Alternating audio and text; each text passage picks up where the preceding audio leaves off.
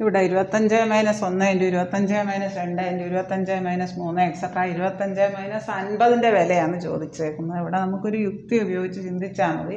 ഇവിടെ ഇങ്ങനെ വന്ന് ഒരു ടേം വരും ഇടയ്ക്ക്. 25 - 25 വരും, പിന്നെ 25 - 26. ഇത് വരുമ്പോഴേ ഇത് മൊത്തം അങ്ങ് 0 ആയിപ്പോകും. അതുകൊണ്ട് ഓപ്ഷൻ ഡി ആണ് ഉത്തരം, 0.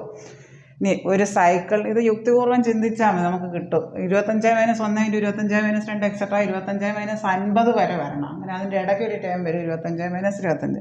ഒരു സ്കൂട്ടറിനും സൈക്കിളിനും കൂടി ആകെ തുക 27,000 രൂപയാണ്.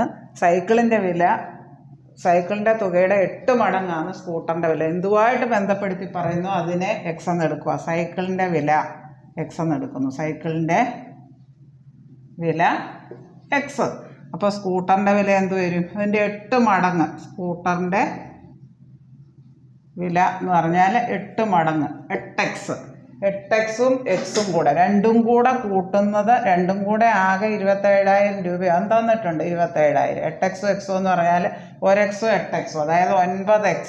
9xൻ്റെ വില 27,000.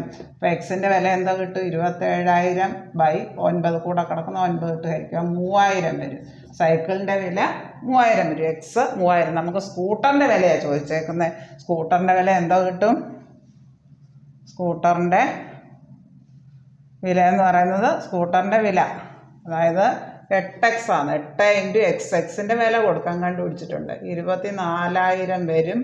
ഓപ്ഷൻ ഡി ആണ് ഉത്തരം. ഇവിടെ സൈക്കിളിൻ്റെ വിലയുടെ 8 മടങ്ങാണ് സ്കൂട്ടറിൻ്റെ വില എന്ന് തന്നിട്ടുണ്ട്. അപ്പോൾ സൈക്കിളിൻ്റെ വില എക്സ് എന്ന് എടുക്കുക, സ്കൂട്ടറിൻ്റെ വില അപ്പോൾ 8 മടങ്ങായതുകൊണ്ട് 8x. 8x-ഉം എക്സും കൂടെ മൊത്തം നമുക്ക് 27,000 തന്നിട്ടുണ്ട്. 8x + x 27,000, അതായത് 1x 8x കൂടെ കൂട്ടുമ്പോൾ 9xൻ്റെ വില 27,000. എക്സിൻ്റെ വില 27,000 കൂടെ കിടക്കുന്ന 9 ഇട്ട് ഹരിക്കുക, 3000 എന്ന് കിട്ടും. നമുക്ക് സ്കൂട്ടറിൻ്റെ വില ആരാണ്ട്? സ്കൂട്ടറിൻ്റെ വില 8x ആണ്. എക്സിൻ്റെ വില കണ്ടുപിടിച്ച് 3000. 8 × 3000, അതായത് 24,000 വരും. ഓപ്ഷൻ ഡി ആണ് ഉത്തരം.